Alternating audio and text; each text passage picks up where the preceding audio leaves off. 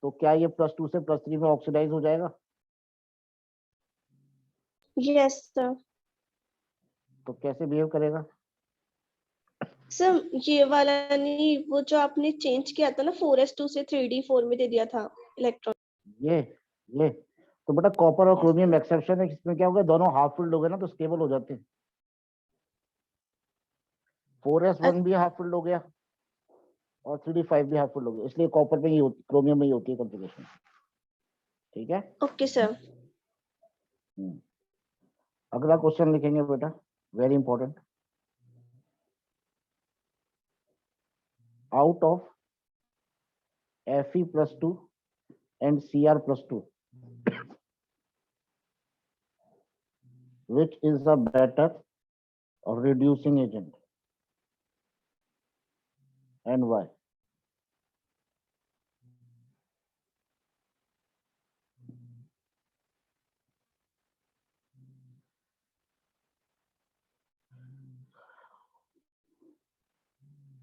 Fe है, Cr है, 24 atomic number है, 26 है, आर्गन 18 अंडरस्टूड है, 4s 3d अंडरस्टूड है, 18 2 20 और 6 26, आर्गन 18 पता है हमें, 4s है, 3d है, 18 1 19 और 5 24। अब देखो Fe+2 में जाएगा तो 2 इलेक्ट्रॉन यहाँ से निकालो। हमें पूछा रिड्यूसिंग एजेंट कौन अच्छा है, तो रिड्यूसिंग एजेंट वो होता है ना जो खुद ऑक्सीडाइज होता है। यस। हाँ, तो +2 में 2 इलेक्ट्रॉन निकालो, 4s में ही भरते हैं, 4s से निकालते हैं पहले। ये आ गया, क्रोमियम का +2 निकाल लो भाई, एक ही है यहाँ तो एक ही निकाल पाएंगे, एक यहाँ से निकालना पड़ेगा। अच्छी बात है। अब देखते कौन ऑक्सीडाइज होता है। Fe+2 Fe+3 में ऑक्सीडाइज होगा, Cr+2 Cr+3 में ऑक्सीडाइज होगा। Fe+2 ऑक्सीडाइज होगा Fe+3 के अंदर, तो 3 इलेक्ट्रॉन निकालो, इसमें से 2 यहाँ से एक यहाँ से, तो क्या ये आएगा कॉन्फ़िगरेशन, हाँ या ना बराबर? Yes sir. हाँ, और Cr+3 का क्या आएगा दिव्या चौधरी? 3 इलेक्ट्रॉन निकालूंगा, एक यहाँ से 2 यहाँ से, तो कितना आएगा?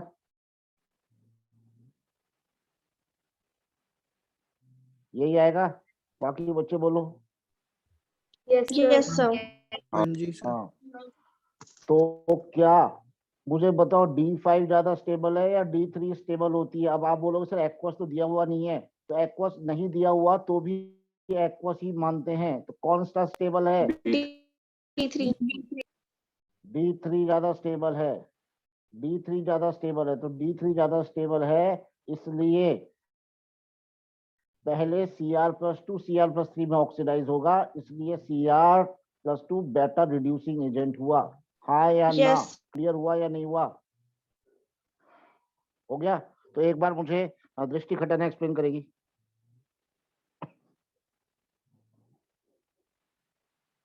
दृष्टि खटाना, या तुम लोग अनम्यूट करो जल्दी से। मुस्कान यस सर। बोल बेटा, एक्सप्लेन कर दे।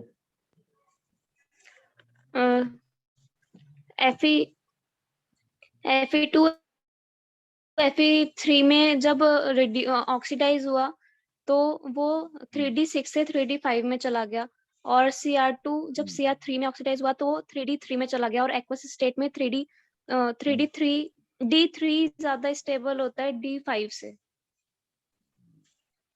तो पूरा बोल फिर आगे, पूरा बोल।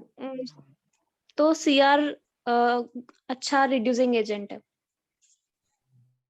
Cr ज्यादा अच्छा रिड्यूसिंग है, ठीक है। अब इसको लैंग्वेज में लिखो।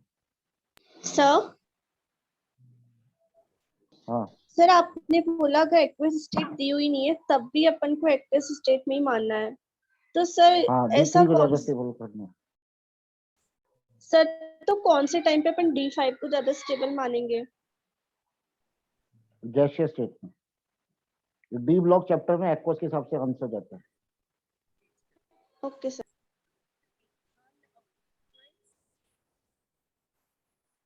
Since D3 is more stable configuration than D5 in aqueous state, So Cr+2 will oxidize. Raghav तब म्यूट कर लो बेटा. To Cr+3 before Fe+2.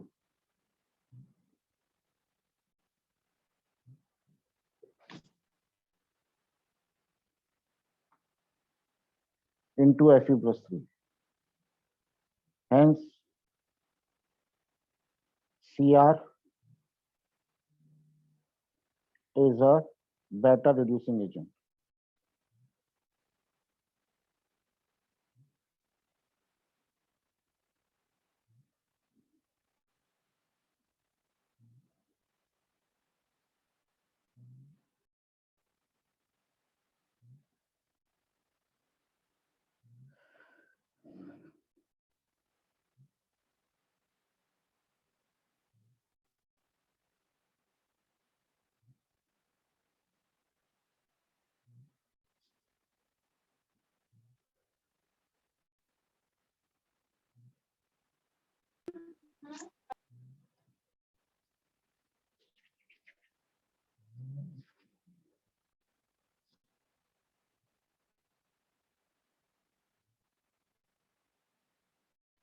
लिख लिया? Yes, sir. चलो आगे लिखो बेटा.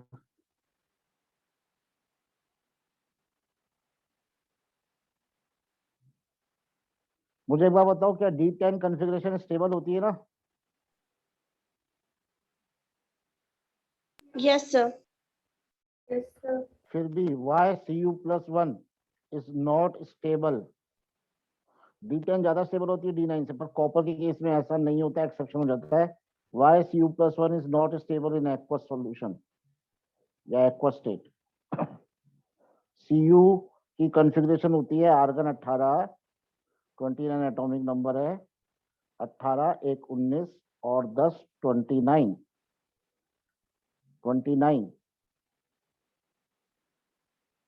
10 होगा ना यार, 29 तभी तो. 18, 1, 19 और 10, 29. तो Cu+1 पे आराम से ये स्टेबल होना चाहिए. एक निकल जाएगा यहाँ से, तो Cu+1 स्टेबल होना चाहिए, पर स्टेबल नहीं होता एक्वस स्टेट के अंदर. क्यों नहीं होता? Cu+1 कन्वर्ट हो जाता है Cu+2 के अंदर. बताओ, जबकि कोई फायदा नहीं हो रहा Cu+2 में जाके उसको. यहाँ 3D10 है और यहाँ 3D9 है. अब आप बोलोगे सर एक्वस स्टेट में D9 ज्यादा स्टेबल होती होगी. नहीं, ऐसा भी नहीं है. फिर भी Cu+1 Cu+2 में कन्वर्ट हो जाता है. पूछो क्यों? Why, क्यों? sir? आप मुझे बताओ, क्या +1 से +2 2 इलेक्ट्रॉन निकालने ना मुझे यहाँ पे, और यहाँ 1 इलेक्ट्रॉन निकाला हुआ, तो मुझे 1 इलेक्ट्रॉन ज्यादा निकालना है ना. +1 Yes, को sir. +2 में कन्वर्ट करना है तो मुझे 1 इलेक्ट्रॉन निकालना है. तो इलेक्ट्रॉन निकालने के लिए कौन सी एनर्जी देते हैं? Ionisation Energy. Ionisation energy. पर एक बार Cu+2 बन गया तो बहुत मजा आता है, उसको स्टेबल हो जाता है, क्योंकि बहुत ज्यादा Cu+2 सब एक्वस स्टेट में होना है ना ये, तो बहुत ज्यादा पानी के मॉलिक्यूल आके जुड़ जाते हैं इस पे. उससे क्या होता है? बहुत ज्यादा हाइड्रेशन एनर्जी रिलीज होती है. Cu+2 एक बार पानी में बन जाता है तो बहुत ज्यादा हाइड्रेशन एनर्जी रिलीज होती है. तो क्या मतलब हुआ? आप मेरी बात को समझना. हम लोग इन्वेस्ट कर रहे हैं अभी पैसे को, आप लोग मान लो कोचिंग में दे रहे हो पैसा या स्कूल में दे रहे हो, पर एक बार बन गए तो फायदा होगा ना. पैसा खर्च हो रहा है, पर बन जाएंगे कुछ तो फिर उतना कमा लेंगे. तो ऐसा ही है, Cu+1 को Cu+2 में बदलना है तो आयनाइजेशन एनर्जी देनी पड़ती है. पर एक बार बन गया ना तो जितनी हाइड्रेशन एनर्जी निकलती है वो सब वसूल हो जाता है. क्लियर होगा मेरी बात? Yes, sir. तो क्या फायदे का सौदा रहा, नुकसान का सौदा रहा ये? तो फायदे का. फायदे का. तो हम क्या लिखेंगे? बिकॉज, क्यों नहीं है stable Cu+1? Because the required ionisation energy, ionisation energy तो लिख ही लोगे, इज कंपेंसेटेड. कंपेंसेट का मतलब समझते हो ना, मुआवजा मिल गया. Is compensated by released hydration energy.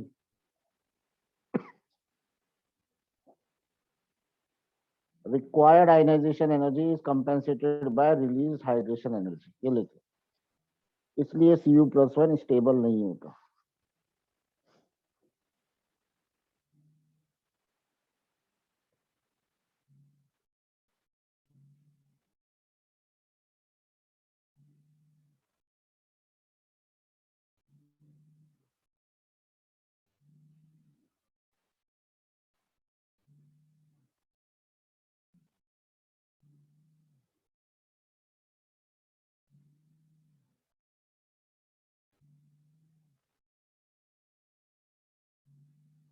Yes sir. ठीक है, क्या समझ में आया? धैर्य क्लियर हुआ बेटा? Yes sir. चलो एक बार कौन रिपीट करेगा? समर्थ रिपीट कर दे बेटा, Cu+1 स्टेबल क्यों नहीं होता एक्वस में?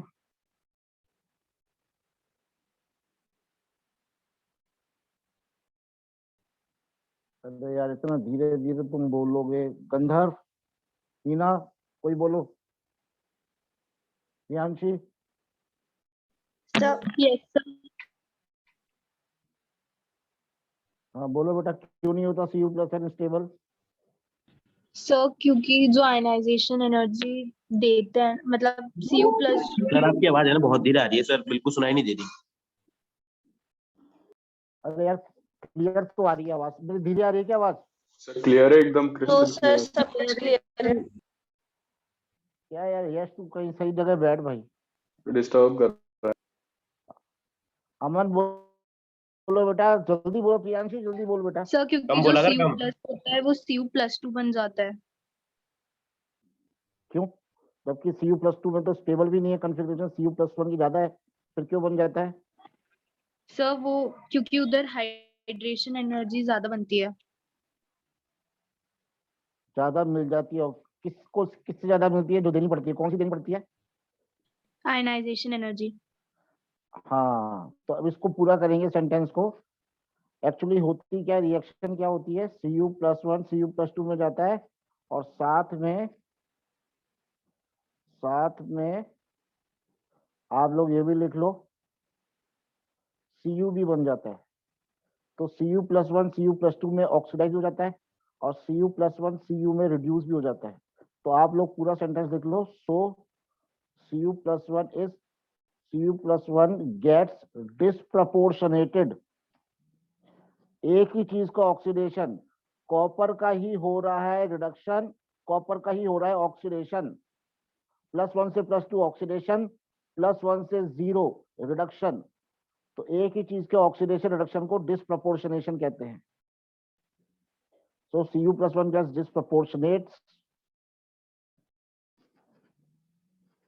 into Cu+2 and copper।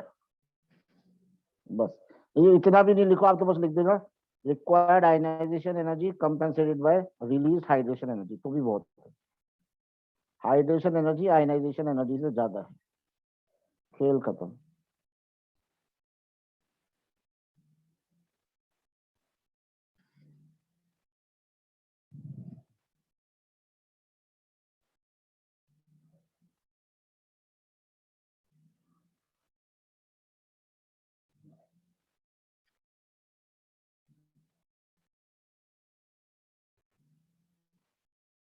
Next heading डालो, oxidising behaviour.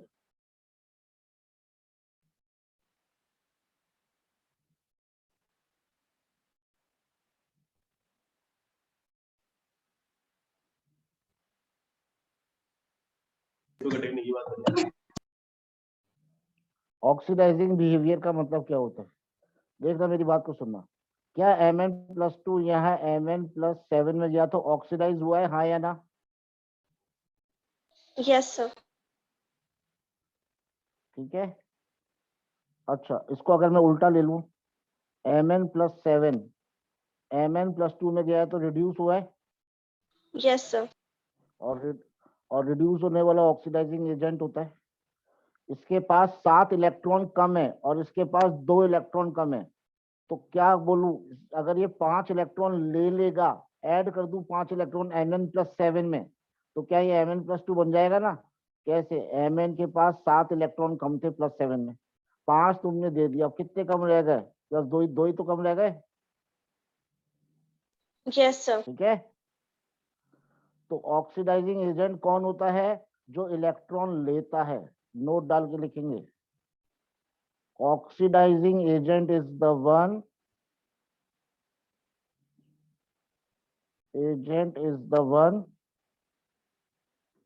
which gains electron.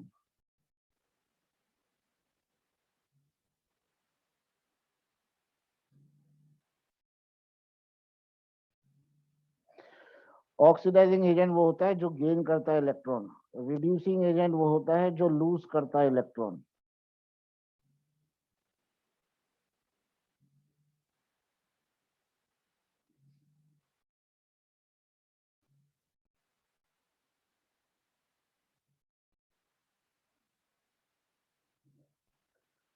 Oxidising agent tendency to gain electron के डायरेक्टली प्रोपोर्शनल होती है, यानी कि पॉजिटिव ऑक्सीडेशन स्टेट के डायरेक्टली प्रोपोर्शनल होती है ऑक्सीडाइजिंग एजेंट या ऑक्सीडाइजिंग बिहेवियर। जितना ज्यादा पॉजिटिव ऑक्सीडेशन स्टेट होगा, ऑक्सीडाइजिंग एजेंट उतना अच्छा होगा, ऑक्सीडाइजिंग पावर उतनी ज्यादा होगी। और लिख लो ऑक्सीडाइजिंग बिहेवियर, एक ही बात है।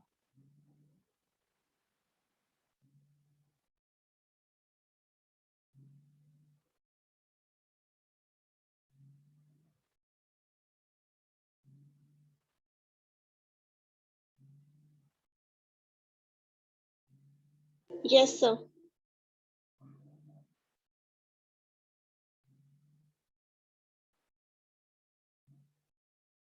देखो बेटा, ऐसे देखो, अब which of the follow, या arrange the following in oxidizing behavior.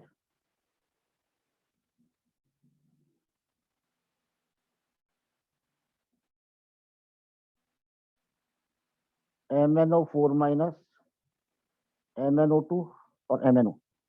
तो हमें इसको ऑक्सीडाइजिंग नेचर में अरेंज करना है, कौन सा ज्यादा अच्छा ऑक्सीडाइजिंग एजेंट है। आप सबका ऑक्सीडेशन नंबर निकाल लो, जिसका निकालना है x, ऑक्सीजन का होता है -2, 1 का तो 4 का कितना इंटू 4 इक्वल टू के बाद ऊपर -1, तो कितना आ गया +7। यहाँ निकालोगे +4, यहाँ निकालोगे +2। तो बताओ सबसे अच्छा ऑक्सीडाइजिंग एजेंट कौन सा हुआ इनमें?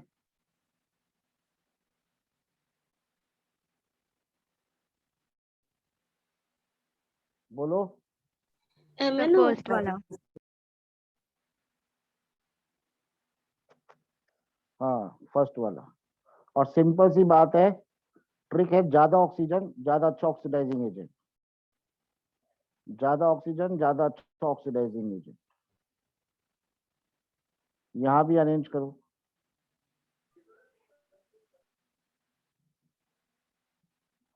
बोलो कौन अच्छा ऑक्सीडाइजिंग एजेंट है?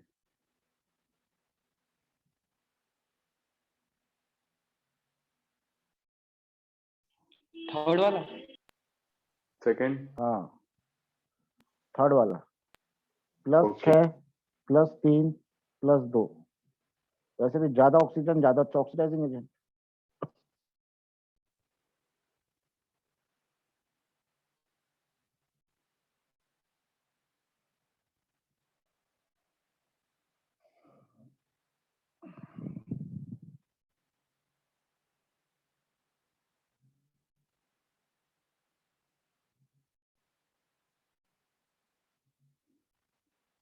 लिख लिया? Yes sir. नेक्स्ट देखो, acidic and basic nature of oxides.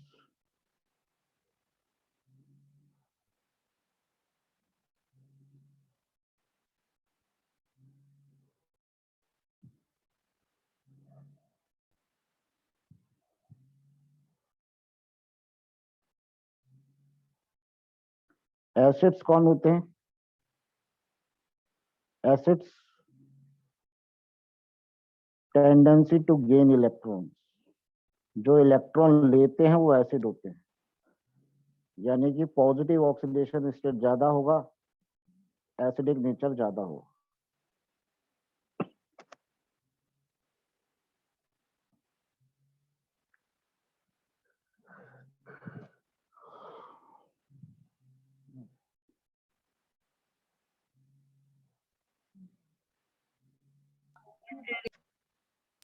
बोलो कौन ज्यादा एसिडिक है?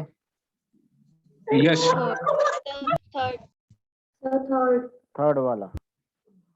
ये सबसे ज्यादा एसिड होता है, ये बेसिक होता है, और बीच वाला एम्फोटेरिक होता है। एम्फोटेरिक कौन होते हैं? जो एसिड और बेस दोनों से रिएक्ट कर जाते हैं। एसिड बेस से रिएक्ट करते हैं, बेस एसिड से रिएक्ट करते हैं, एम्फोटेरिक दोनों से करते हैं, न्यूट्रल किसी से नहीं करते।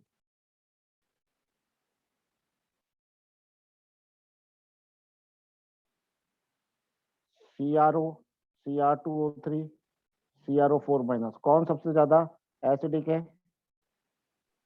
थर्ड। थर्ड है सर। बिल्कुल थर्ड। ये एसिडिक है, ये बेसिक है, और ये वो एम्फोटेरिक। एम्फोटेरिक होते हैं जो दोनों से रिएक्ट करते हैं।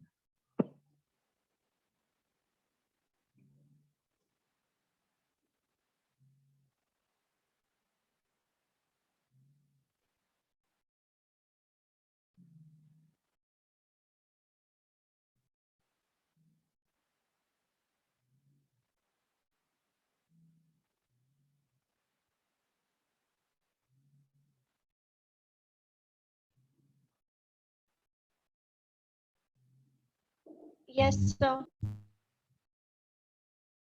ठीक है, अब लिखो stability of fluorides and oxides.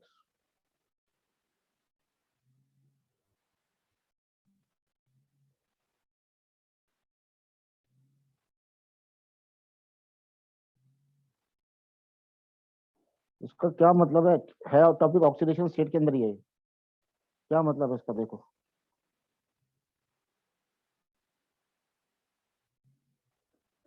Mn है, ये +2 भी दिखाता है, +4 5 भी दिखाता है, +7 भी दिखाता है।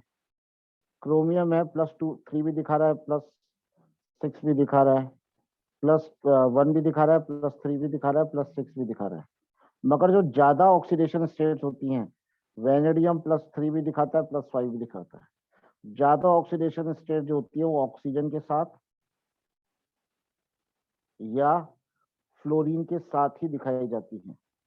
ज्यादा स्टेबल ऑक्सीडेशन स्टेट या तो ऑक्साइड की फॉर्म में स्टेबल होती है या फ्लोराइड की फॉर्म में स्टेबल होती है। तो क्वेश्चन ये बनता है व्हाई हायर, +7 ज्यादा है ना, सबसे ज्यादा है ना +7 Mn का। Yes, yes sir. sir. Why higher oxidation states of metals, of transition metals, are stable only in form of oxides or fluorides?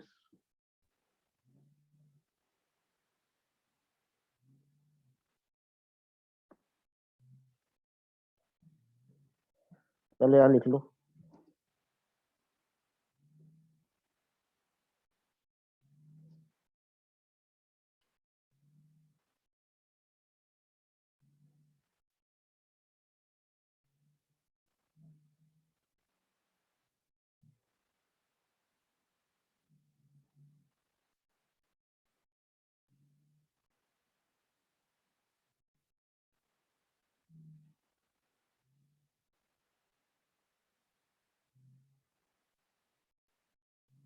ठीक है, नेक्स्ट लिखो। Why higher oxidation states are stable in form of oxides or fluorides? आप मुझे बताओ, Mn +7 है तो बहुत ज्यादा इलेक्ट्रोपॉजिटिव है, हाँ या ना? Yes sir. क्रोमियम +6 है तो बहुत ज्यादा इलेक्ट्रोपॉजिटिव है, ये भी बहुत ज्यादा Yes. इलेक्ट्रोपॉजिटिव है। पॉजिटिव, ज्यादा इलेक्ट्रोपॉजिटिव को ज्यादा इलेक्ट्रोनेगेटिव स्टेबलाइज करेगा या कम इलेक्ट्रोनेगेटिव स्टेबलाइज करेगा? सर ज्यादा इलेक्ट्रोनेगेटिव। ज्यादा इलेक्ट्रोनेगेटिव, ज्यादा इलेक्ट्रोपॉजिटिव को ज्यादा इलेक्ट्रोनेगेटिव स्टेबलाइज करेगा। तो सबसे ज्यादा इलेक्ट्रोनेगेटिव होता है फ्लोरीन, और फिर होता है ऑक्सीजन। ये इलेक्ट्रोनेगेटिविटी का ऑर्डर होता है, सबसे ज्यादा होता है फ्लोरीन और ऑक्सीजन। तो ज्यादा इलेक्ट्रोनेगेटिव को, ज्यादा इलेक्ट्रोपॉजिटिव को कौन स्टेबलाइज कर रहा है? ज्यादा इलेक्ट्रोनेगेटिव। इसीलिए हायर ऑक्सीडेशन स्टेट यानी कि ज्यादा इलेक्ट्रोपॉजिटिव को ज्यादा इलेक्ट्रोनेगेटिव फ्लोरीन और ऑक्सीजन ही स्टेबलाइज कर पाते हैं। तो लिख लो answer, because more electropositive elements are stabilised only by more electronegative elements like fluorine and oxygen.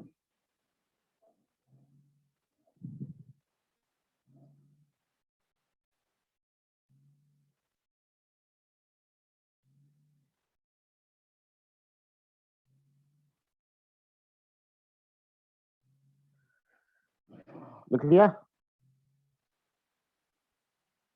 Yes sir. अब एक और सवाल सुनो मेरा, इसको पहले रीजन को एक्सप्लेन कर दो कोई, मृदुला आप ही कर दो। सर क्योंकि ज्यादा इलेक्ट्रोपॉजिटिव को ज्यादा इलेक्ट्रोनेगेटिव स्टेबलाइज कर सकते हैं, तो सर फ्लोरीन हाँ। और ऑक्सीजन दोनों ही ज्यादा इलेक्ट्रोनेगेटिव होते हैं, तो ज्यादा हायर ऑक्सीडेशन इलेक्ट्रोपॉजिटिव हाँ। ट्रांजिशन मेटल्स को फ्लोरीन और ऑक्सीजन ही स्टेबलाइज करते हैं। बिल्कुल सही। अब ज्यादा इलेक्ट्रोनेगेटिव तो फ्लोरीन है, तो Mn को अगर +7 दिखानी चाहिए तो वो ऑक्सीजन के साथ क्यों दिखा रहा है? फ्लोरीन के साथ दिखाना चाहिए ना, जबकि इसके साथ नहीं दिखाता है, इसके साथ दिखाता है। ज्यादा इलेक्ट्रोनेगेटिव तो फ्लोरीन है, तो हाईएस्ट तो फ्लोरीन के साथ होनी चाहिए, पर होती ऑक्सीजन के साथ है। तो अगला क्वेश्चन ले लिखो,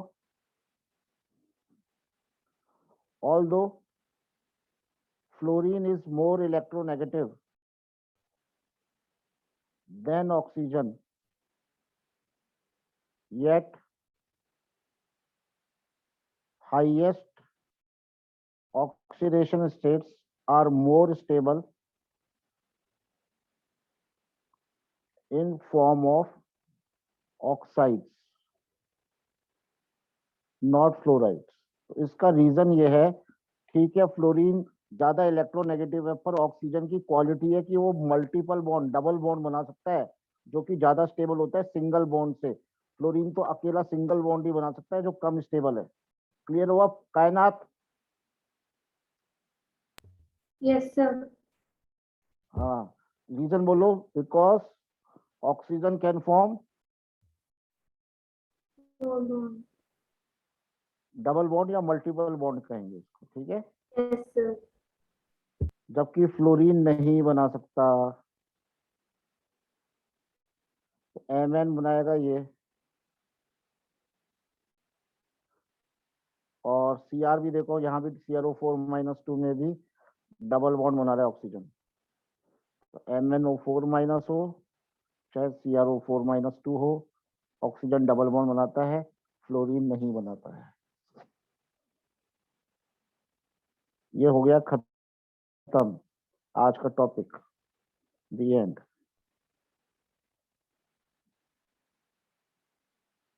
ये किसने किया है?